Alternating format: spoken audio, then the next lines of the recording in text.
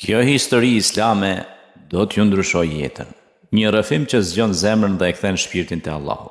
Humbja e qetësisë dhe kërkimi i së vërtetës. Në një botë ku njeriu vrapon pa pushim pas pasurisë, famës dhe kënaqësive të përkohshme, shumë zemra janë lodhur, janë kthyer dhe janë zbrazur. Shumë njerëz buzëqeshin jashtë, por brenda ndjejnë errësirë. Kanë gjithçka sipas standardeve të kësaj bote, por nuk kanë paqe dhe paqja nuk blihet me para. Kjo histori islame fillon pikërisht me një njeri të tillë, një njeri që kishte arritur sukses, kishte emër, pasuri dhe respekt në shoqëri, por çdo natë kur mbetej vetëm, e ndjente një boshllëk që asgjë nuk e mbushte.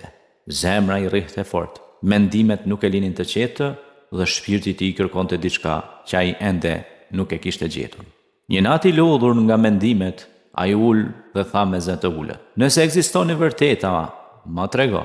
Nëse ekziston Zoti, me udhëzo." Ai nuk e dinte se kjo fjali e thënë me sinqeritet do t'ja ndryshonte jetën përgjithmonë, sepse Allahu i madhëruar thot në Kur'an: Allahu udhëzon atë që i drejtohet atij me zemër të sinqertë.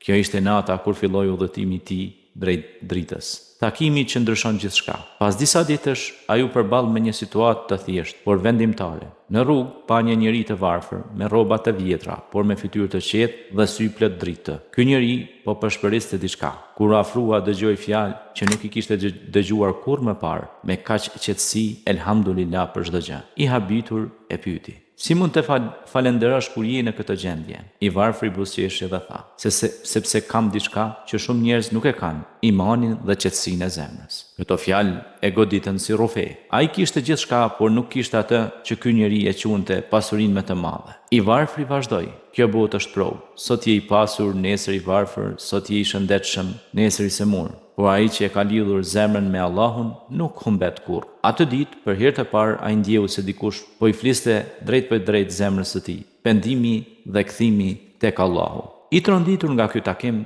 ai filloi të reflektonte mbi jetën e tij. Sa namaze kishte lënë, sa herë kishte harruar Allahun për shkak të dunjas, sa gabime kishte bërë duke menduar se do të kishte gjithmonë kohë për të penduar. Në një natë të qetë, ai u ngrit, mori abdes dhe u përkul për herë të parë pas shumë vitesh. Lotët i rridhnin pa i ndalur, nuk ishte turp, ishte shqirim. Ai tha: "O Allah, kam gabuar, jam larguar, por sot po kthehem." Dhe Allahu është më i mëshirshmi nga sa mund ta imagjinoj mendja njerëzore.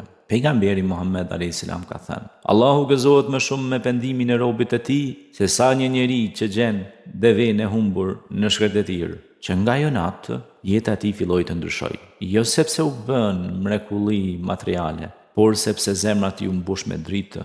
Ai filloi të falë namazin, të lexojë Kur'anin, të ndihmojë të tjerët dhe të jetojë me kuptim. Ai kuptoi një të vërtetë të madhe: qetësia nuk vjen kur ke gjithçka, por kur ke Allahun. Mesazhi për ty që po e dëgjon këtë histori: kjo histori nuk është vetëm për atë njeri. Kjo histori është për të gjithë ne. Nëse po e kupton, do ndihesh lodhje në zemër. Atëherë nëse ndjen lodhje, dije se Allahu po të thërret. Nëse ke bërë gabime, dije se dera pendimit është ende e hapur. Nëse mendon se je larg, dije se je një hap drejt Allahut. Mjafton që ai të vijë tek ti me mëshirën e madhe. Allahu i madhërisëm thot: "Mos e humni shpresën në mëshirën time. Mos prit derisa të jetë vonë. Mos prit derisa zemra të forcohet në errësirë. Kthehu sot, kthehu tani, sepse një histori e sinqertë me Allahun mund të ndryshojë jetën tënde përgjithmonë."